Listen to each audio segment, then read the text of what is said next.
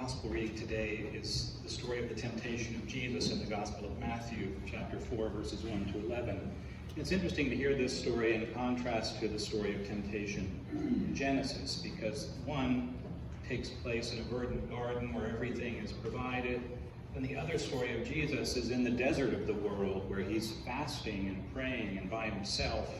It's almost an image of alienation of what the world has become. In one, the human beings that are in the story give into the temptation of the tempter fairly easily and buy into the story that they're told. And in the story of Jesus, we have a different thing that happens. The human one, the fully human one, Jesus of Nazareth, resists the temptation and chooses the way of God. And for me, one way of understanding this is a good news message to those of us who seek to follow him, that there's a new way to be human in which we can choose. Imperfectly, of course, but we can choose the good, and we can choose God's way instead of just giving in. Anyway, the story of Matthew goes like this. Then Jesus was led by the Spirit into the wilderness to be tempted by the devil. He fasted 40 days and 40 nights, and afterwards he was famished. The tempter came to him and said, "If you are God's child, command these stones to become loaves of bread." But Jesus answered, "It is written, one does not live by bread alone, but by every word that comes from the mouth of God." Then the devil took him to the holy city and placed him on the pinnacle of the temple, saying, "If you are God's child, throw yourself down, for it is written, God will command the angels concerning you, and on their hands they will bear you up, so that you will not dash your foot against a stone." Jesus said to him, "Again, it is written, do not put the Lord your God to the test." Again, the devil took him to a very high mountain and showed him all the kingdoms of the world and their splendor. And he said to him, "All these I will give you if you will fall down and worship me." Jesus said to him, "Away with you, Satan, for it is written, worship the Lord your God and serve only him." Then the devil left him, and suddenly angels came and waited on him. And so in the end, because he chooses the path, the hard way really, he is sustained by the presence of God's angels, and the gospel reading ends there. You know, in some ways, the first 3 chapters of Genesis tell the whole human story in one fell swoop. Both our potential for goodness and our tendency to choose wrongly.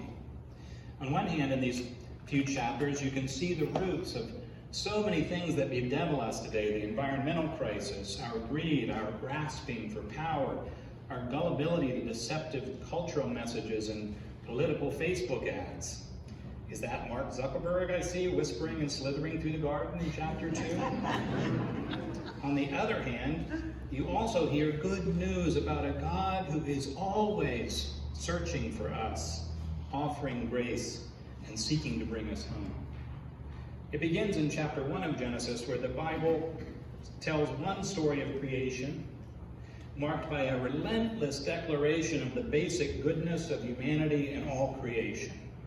And God saw that it was good, we are told, again and again, at every stage of the first creation story.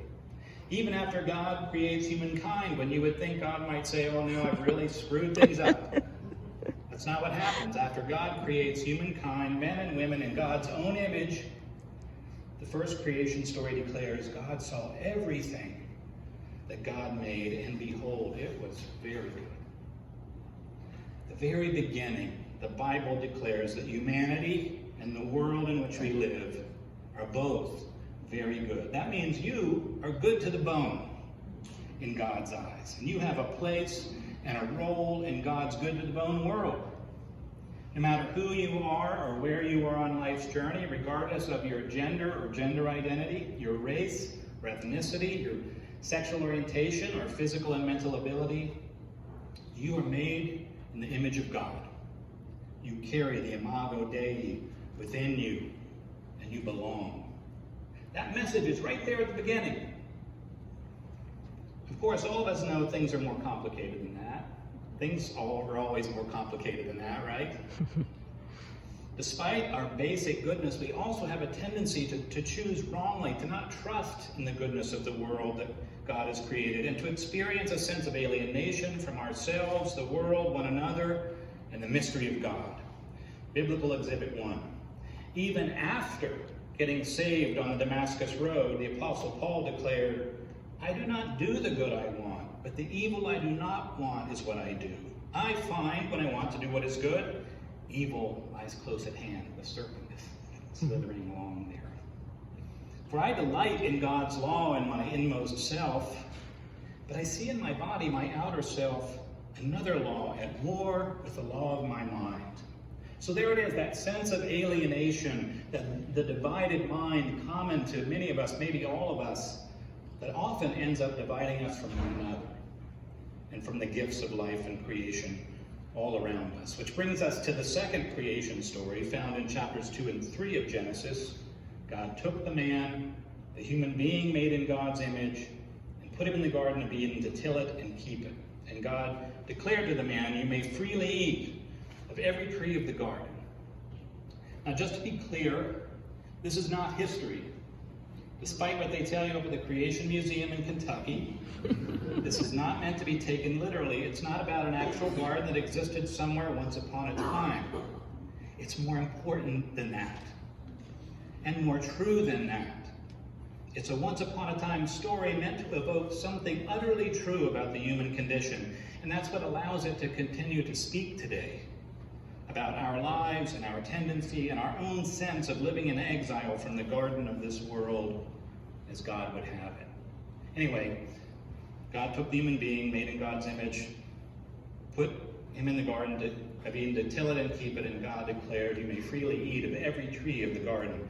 Old Testament scholar Walter Brueggemann describes the situation this way: God connected the first human creature to the place of the garden, earthling to earth, in a delicate and intentional relation. In Genesis 2:15-17, we see the human creature cares for the garden, while the garden sustains the human creature.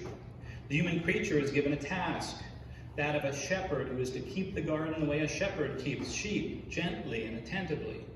The human is also given a permit in the garden. All the trees in the garden, including the tree of life, are available for ease, joy, and well-being. Humankind may freely eat of the tree of life. There is, however, that other tree, the tree capable of death, capable of disrupting the delicate and intentional relation set up by God by seducing humankind to take another role, grasping for knowledge and power instead of life and well-being.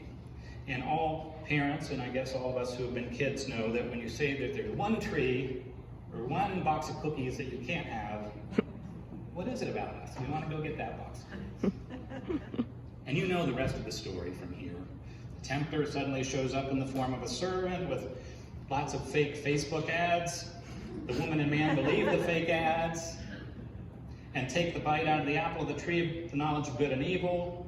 And that metaphorical bite out of the apple represents our tendency to never be content with what we've got, and to always grasp for more stuff, more status, more pleasure, more distraction, more power to somehow prove the basic goodness that God already gave to us so freely.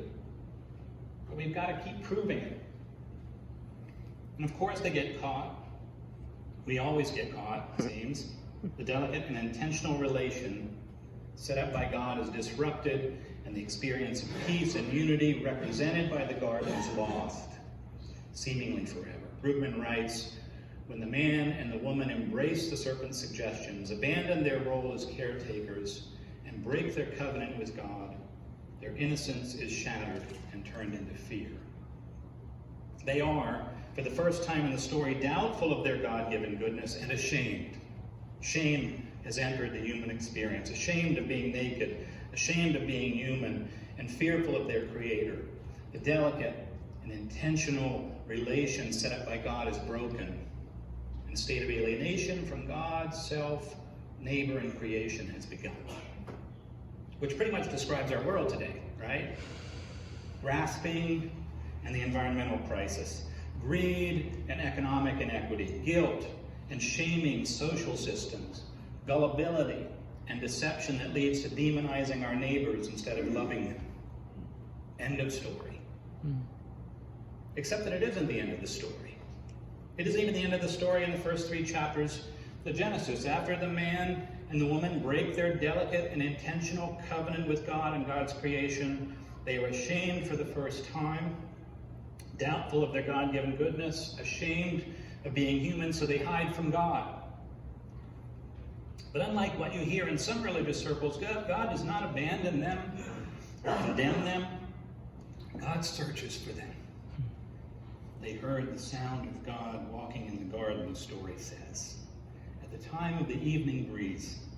And the man and his wife hid themselves from the presence of the Holy One. But God called to them and said to them, "Where are you?" God searches for them and finds them. Of course, there are consequences for their actions. There are always consequences, good or bad, for the ways we choose to live our lives. And once God hears how they broke their covenant with God in an effort to grasp the power to give life and death like God alone can do, there are serious consequences, and God lays them out. The end of our role as caretakers, the beginning of coal ash, for example, the shattering of neighborliness, the beginning of every war that ever happened, the denial of our own God-given goodness, and the beginning of shame, and the endless search for ego gratification. God is fed up, wrote the poet George Eliot. All the oceans she gave us, all the fields, all the acres of steep, seedful forests, and we did what? Invented the great chain of being and the chainsaw, invented sin. God sees us now gorging ourselves and starving our neighbors, starving ourselves and storing our grain. And she says, "I've had it. You cast your trash upon the waters. Well, it's rolling in. You stuck your fine, fine finger into the mystery of life to find death. And you did. You learned how to end the world in nothing flat."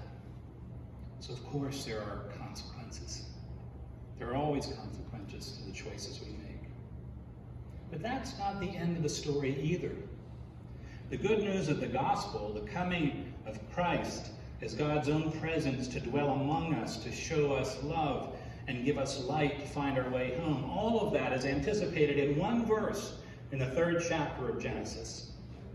Having broken covenant, hidden from God, and abandoned their role as caretakers, we find the human man and woman exiled from the garden, naked and ashamed, until God comes to them again. In chapter 3, verse 21, the scripture tells us, "And God, the Holy One, made garments of skin for the man and the woman and clothed them." God comes back to clothe them, to cover their nakedness. The serpent is long gone. The tempter's destruction is already done. But God, the Holy One, is still there, God with us, making garments of grace for us with God's own hands, covering our shame and our nakedness with mercy. Unlike what you hear in some religious circles, God doesn't seek to abandon us, condemn us, or shame us.